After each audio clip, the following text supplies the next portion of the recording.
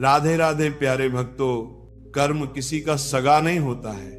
ये गीता का वो अमर संदेश है जो हर युग में इंसान को उसकी असलियत से परिचित कराता है। जीवन की उलझनों में जब इंसान दूसरों पर दोष मढ़ने लगता है, तब गीता उसे जगा कर कहती है कि भाग्य, परिस्थिति या दूसरों का व्यवहार तुम्हारी नियति तय नहीं करता, बल्कि तुम्हारे अपने कर्म ही तुम्हें ऊंचाई या गहराई तक ले जाते हैं। ये सिद्धांत समय से परे है। कभी सोचो, जब कोई बच्चा पहली बार चलना सीखता है तो उसे मां का सहारा मिलता है, पर अगर वह खुद कदम ना बढ़ाए तो पूरी दुनिया की ताकत भी उसे नहीं चला सकती। उसी तरह जीवन की हर मंजिल तुम्हारे प्रयासों से तय होती है। कृष्ण ने अर्जुन से युद्ध भूमि में यही कहा था, कर्म पर अधिकार है, फल पर नहीं। इसका अर्थ यही है कि परिणाम पर रोना व्यर्थ है, क्योंकि वह तो सिर्फ तुम्हारी मेहनत का प्रतिबिंब है। यदि कर्म नहीं है तो कोई भी नाता टिकता नहीं, कोई भी रिश्ता स्थायी नहीं, कोई भी सहारा मजबूत नहीं। हर इंसान जब रिश्तों में आसरा ढूंढता है, तब गीता याद दिलाती है कि साथ निभाने वाला केवल तुम्हारा कर्म है। जब तुम अच्छे कार्य करते हो तो समाज तुम्हें सम्मान देता है, जब तुम गलत करते हो तो वही लोग मुंह मोड़ लेते हैं जिन्हें तुम अपना समझते हो। ये कटु सत्य है कि कर्म किसी का सगा नहीं होता। वह ना माता पिता का पक्षधर है, ना भाई बहन का, ना मित्र का। कर्म केवल न्यायप्रिय है। जैसा बोगे वैसा काटोगे। इस संसार में यदि कोई चीज तुम्हें अंधकार से प्रकाश तक ले जाती है तो वह केवल तुम्हारा कर्म है। यहां तक कि ईश्वर भी तुम्हें उतना ही वरदान देता है जितना तुम्हारे कर्मों का खजाना अनुमति देता है। यदि कोई कहे कि भगवान सबके साथ समान व्यवहार करे तो ये अधूरा सत्य है। प्रभु दयालु अवश्य हैं, परंतु वे न्याय के तराजू पर खरे हैं। वे उसी का हाथ पकड़ते हैं जिसने परिश्रम, ईमानदारी और सत्य का मार्ग अपनाया है। तुम देखो, एक ही परिवार में जन्मे दो भाई क्यों अलग अलग जीवन जीते हैं? क्यों एक सफलता के शिखर पर पहुंच जाता है और दूसरा संघर्षों में घिरा रहता है? कारण केवल यही है, उनके कर्म अलग अलग हैं। कर्म इंसान को राजा बना सकता है और वही कर्म इंसान को भिखारी बना सकता है।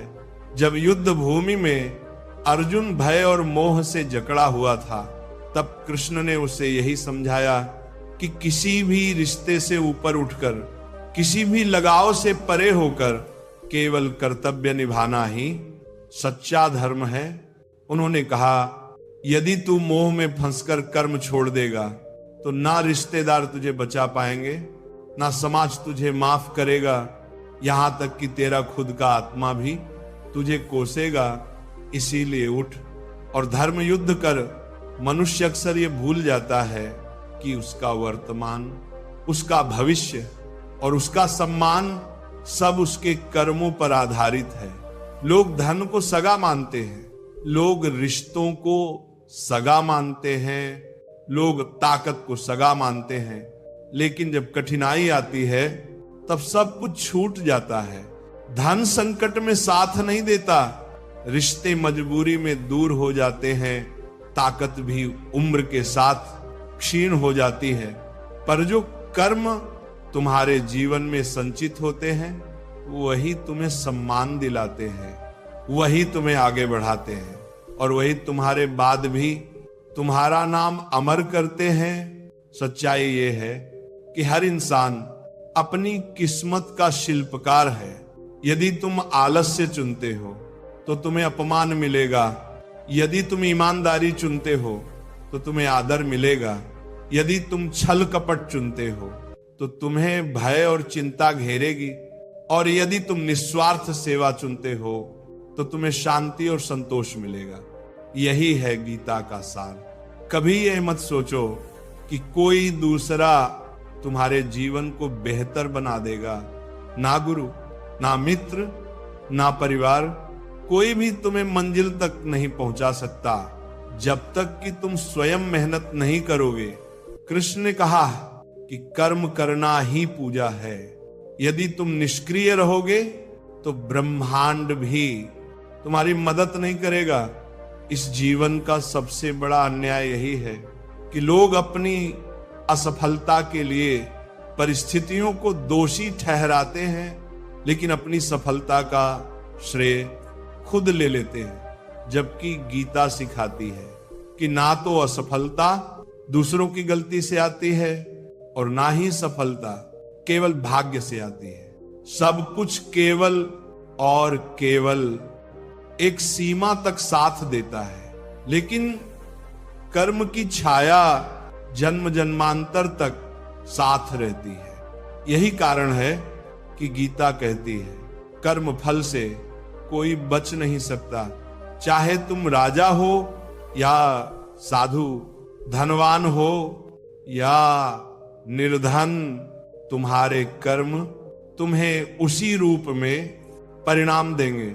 याद करो, जब दुर्योधन के पास अपार शक्ति, मित्र और सेनाएं थी, तब भी उसके गलत कर्मों ने उसे विनाश की ओर धकेल दिया।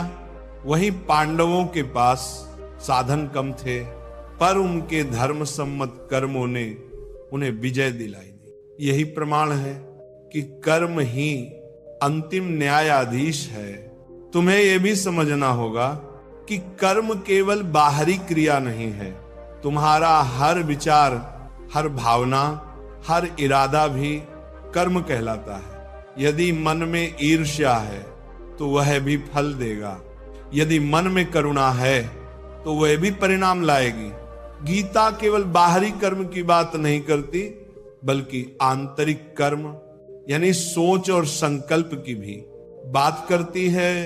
जीवन में यदि शांति चाहिए तो तुम्हें अपने कर्मों को शुद्ध करना होगा, क्योंकि जब कर्म शुद्ध होते हैं तो मन भी हल्का हो जाता है। लेकिन यदि कर्म अशुद्ध है तो मन हमेशा अपराध बोध से भरा रहता है।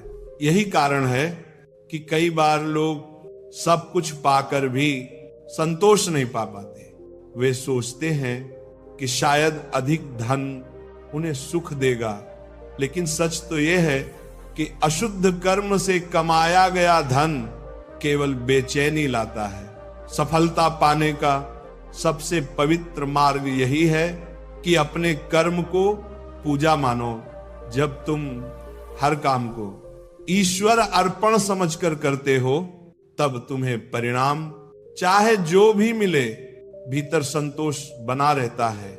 यही स्थिति सबसे सुंदर है, क्योंकि तब ना सफलता तुम्हें अहंकारी बनाती है और ना असफलता तुम्हें तोड़ पाती है। ना हम जो लोग यह सोचकर बैठ जाते हैं कि भाग्य ही सब तय करेगा, वे स्वयं को धोखा देते हैं। कृष्ण ने अर्जुन से कहा था, निष्क्रियता मृत्यु है, कर्म ही जीवन है। अगर तुम्हारे हाथ रुक जाएं, तो से ऊपर कर्म है, मोह से ऊपर कर्तव्य है। मानव जीवन का सौंदर्य भी इसी में है कि हर पल हमें कर्म का अवसर मिलता है। सुबह उठते ही हम तय कर सकते हैं कि आज किस दिशा में कदम बढ़ाना है।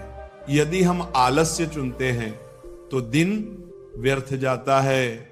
यदि हम प्रयास चुनते हैं तो दिन सार्थक बनता है। यही छोटे छोटे निर्णय मिलकर जीवन की दिशा तय करते हैं। कर्म का न्याय इतना गहरा है कि वह कभी किसी का पक्षपात नहीं करता। सोचो, सूर्य सब पर समान रूप से चमकता है, परंतु यदि कोई खिड़की बंद कर ले तो सूर्य की किरणें भीतर नहीं आ सकती। दोष सूर्य का नहीं बल्कि बंद खिड़की का है। उसी तरह ईश्वर की कृपा सबके लिए समान है, लेकिन यदि तुम्हारे कर्म हीन हैं तो वह कृपा तुम्हें पूर्ण रूप से प्राप्त नहीं होगी। यह संसार एक विद्यालय है और हर परिस्थिति एक परीक्षा। यदि तुम कठिनाइयों को देखकर भागोगे तो परीक्षा अधूरी रह जाएगी, लेकिन यदि तुम डटकर कर्म करते रहोगे तो यह परीक्षा तुम्हें ऊंचाई पर पहुंचा देगी। यही जीवन का सत्य है। यही कारण है कि गीता हमें हार मानने से रोकती है। आज के युग में लोग शॉर्टकट ढूंढते हैं। वे चाहते हैं कि बिना मेहनत किए उन्हें सब कुछ मिल जाए, लेकिन गीता स्पष्ट कहती है कि शॉर्टकट केवल भ्रम है, कर्म का कोई विकल्प नहीं हो। जैसे कोई किसान खेत में बीज डाले बिना फसल नहीं काट सकता, वैसे ही बिना कर्म किए कोई फल नहीं पा सकता।